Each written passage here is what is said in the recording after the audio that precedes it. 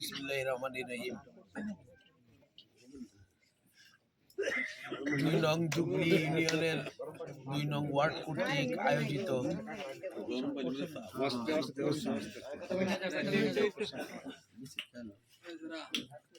ধানের শীষের পক্ষে সামনের ত্রয়োদশ জাতীয় সংসদ নির্বাচনকে সামনে রেখে আয়োজিত উঠান বৈঠকে আগত সভাপতি, বিভিন্ন অঙ্গ এবং সহযোগী সংগঠনের নেত্রী এবং কর্মীবৃন্দ, প্রিয় এলাকাবাসী, আসসালামু আলাইকুম। এই ত্রয়োদশ জাতীয় সংসদ নির্বাচনে আমরা দীর্ঘ ১৭ বছর পর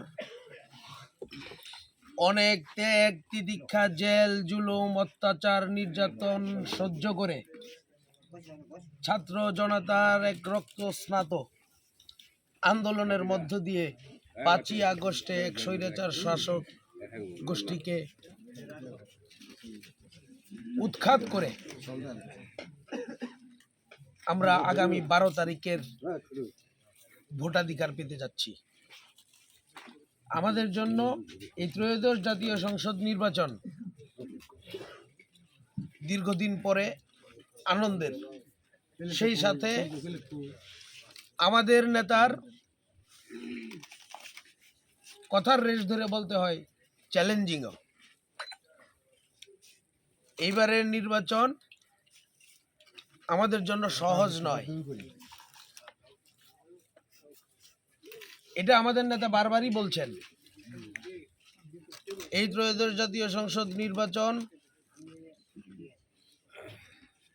অংশীদারিত্বের ভিত্তিতে একটি নির্বাচন অনুষ্ঠিত হতে যাচ্ছে। যদিও অনেকে বলছেন যে আওয়ামী লীগ না থাকার পরেও এই নির্বাচন কিভাবে পার্টিসিপেটরি হবে। আমার মতে যেই নির্বাচনে জনগণ তার ভোটাধিকার প্রয়োগ করতে পারে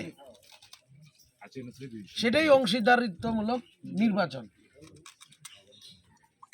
বাংলাদেশের নির্বাহী আদেশে আওয়ামী লীগের রাজনীতি বাংলাদেশে নিষিদ্ধ ঘোষিত হয়েছে। সেই সাথে ৫ই আগস্টে বাংলাদেশের আপামর জনতা এই আওয়ামী লীগ সরকারকে প্রত্যাখ্যাত করেছে। তো একটি অবৈধ এবং নিষিদ্ধ সংগঠন না থাকলে নির্বাচন অংশীদারিত্বমূলক হবে না, এটা আমি বিশ্বাস করি না। বাংলাদেশের সকল মানুষ ১৭ বছর পরে নির্ভয়ে নির্দ্বিধায় এক উৎসব আমেজের মধ্যে দিয়ে সেটা যে নির্বাচনে অংশগ্রহণ করছে সেটাই অংশীদারিত্বমূলক নির্বাচন। আর এই নির্বাচন এনে দেওয়ার জন্য বাংলাদেশ জাতীয়তাবাদী দল বিএনপির আপসীন নেত্রী মরহুমা বেগম খালেদা জিয়া যে সীমাহীন কষ্ট সহ্য করে গিয়েছেন, কারান্তরিত হয়েছেন, অসুস্থ হয়ে এক পরিত্যক্ত কারাগারে উনি জীবনযাপন করেছেন একাকী। ওনার সন্তান বিদেশ থেকে আসতে পারেন নাই অসুস্থতার কারণে। সেই সন্তান আমাদের জননেতা জনাব তারেক রহমান এবং বর্তমান বাংলাদেশ জাতীয়তাবাদী দল বিএনপির চেয়ারম্যান আজকের এই অধিকারের আদায় করে দেওয়ার জন্য ওনাদের প্রতি আমাদের বাংলাদেশের মানুষের কৃতজ্ঞতার শেষ নেই। গত ১৭ বছরের দীর্ঘ আন্দোলন সংগ্রামের ফসল আমাদের এই ত্রয়োদশ জাতীয় সংসদ নির্বাচন। আর এই নির্বাচনে আমাদের দলের মনোনীত প্রার্থী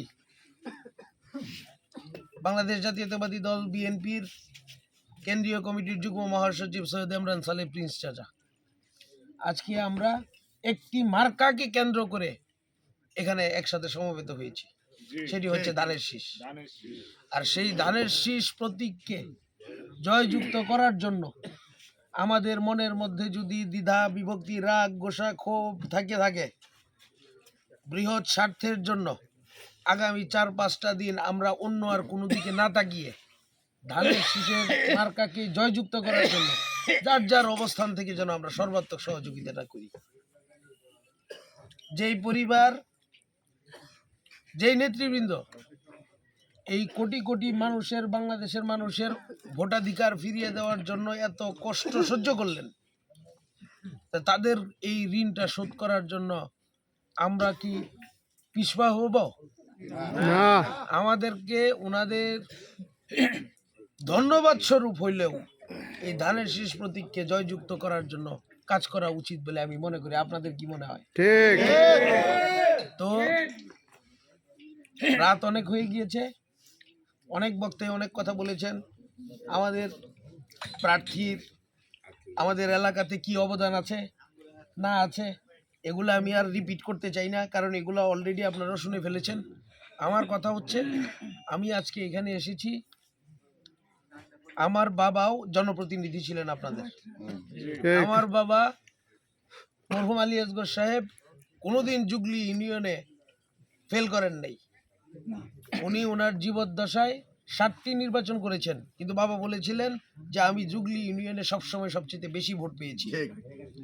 সেই জুগলি ইউনিয়নে প্রিন্স সাহেব অনেক আশা নিয়ে আমাকে এখানে পাঠিয়েছেন।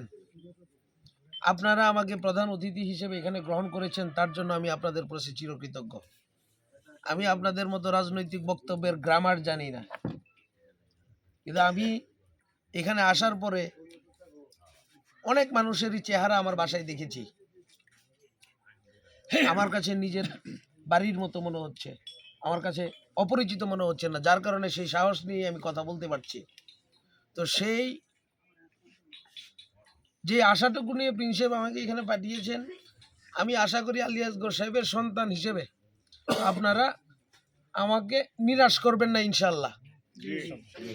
আপনারা যেহেতু সবসময় আমার বাবাকে সাথ দিয়েছেন, আর আমার পরিবারের আমি সবার ছোট মানুষ হিসেবে আপনাদের কাছে দাবি রেখে গেলাম যে ধানের শীষের পক্ষে আপনারা সর্বাত্মকভাবে কাজ করবেন ইনশাআল্লাহ। আশাবাদ ব্যক্ত করে আমি আমার বক্তব্য শেষ করছি। আসসালামু আলাইকুম।